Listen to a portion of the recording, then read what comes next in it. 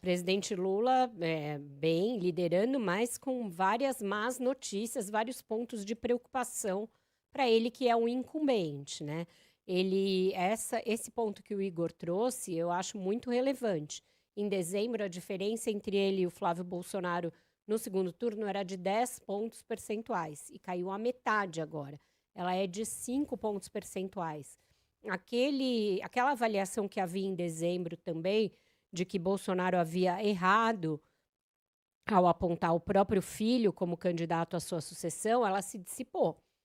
Hoje, o eleitorado, e isso se deve claramente ao eleitorado de oposição a Lula, entende que foi uma boa escolha. Então, o nome do Flávio Bolsonaro foi assimilado pelo eleitor. Embora ainda apareçam vários atributos negativos ao fato de haver alguém com o sobrenome Bolsonaro na cédula, isso já está ali assimilado por parte desse eleitorado da direita. O que continua contando a favor do Lula, mas cada vez menos? O fato de que a rejeição da família Bolsonaro é maior do que a dele. Ambas são em patamares muito altos, mas tem duas perguntas específicas sobre rejeição que permitem mostrar ali. A primeira é no limite da margem, né? Quando pergunta quem você não votaria de jeito nenhum, 54% dizem no Lula e 55% no Flávio Bolsonaro. Então, é um empate técnico. E a outra pergunta, que é bem direta, o que você tem mais medo? Você tem mais medo da reeleição do Lula ou da volta da família Bolsonaro ao poder? Aí o presidente tem uma margem um pouquinho melhor de vantagem, porque 41% dizem temer mais a continuidade do governo Lula e 44% dizem temer mais a volta da família Bolsonaro ao poder. Mas veja que não é como se fosse uma coisa ali muito séria e um fator muito distintivo o fato de ser um Bolsonaro, não é mais. Então, só falar em golpe, só falar em preservação da democracia não vai adiantar para o Lula. Existe um desgaste do governo dele em muitos campos e disseminado pelo Brasil.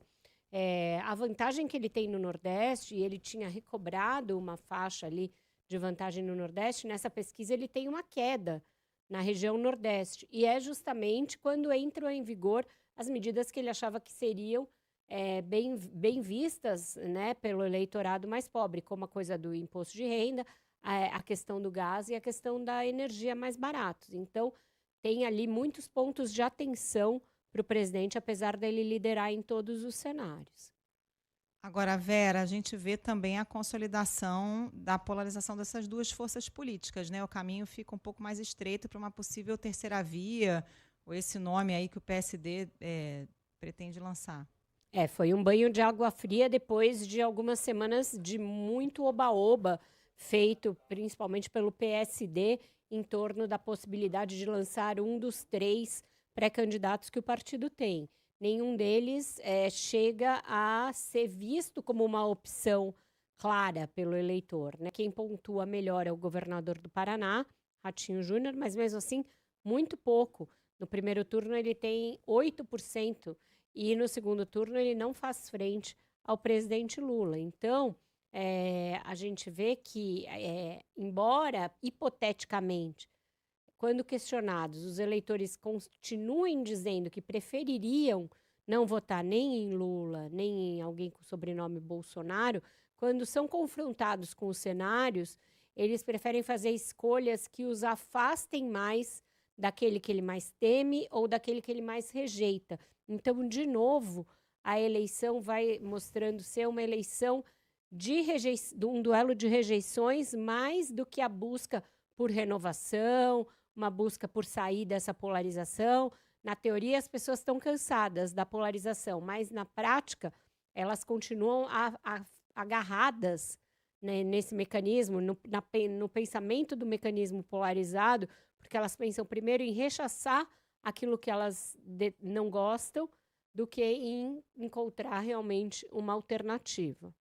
E o governo, essa pesquisa trouxe também um dado de aprovação, o governo continua Está no mesmo patamar, né?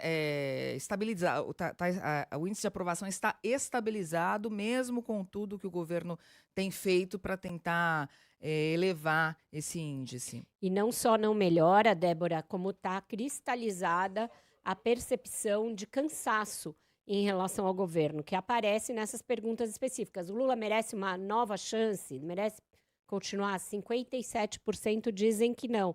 Você avalia que esse governo é melhor ou pior que os governos anteriores do Lula? 41% acham que ele faz um governo agora pior do que os seus governos anteriores.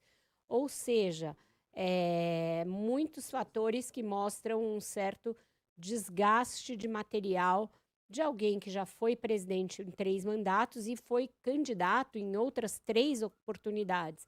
Então, o Lula é alguém muito conhecido, está na política há muito tempo e que sofre desse desgaste que é difícil de reverter, porque se fosse alguém novo, alguém que o eleitorado não conhece muito, você ainda pode usar ali de um arsenal para reverter. Mas nesse caso dele, é mais difícil de você fazer uma pirotecnia.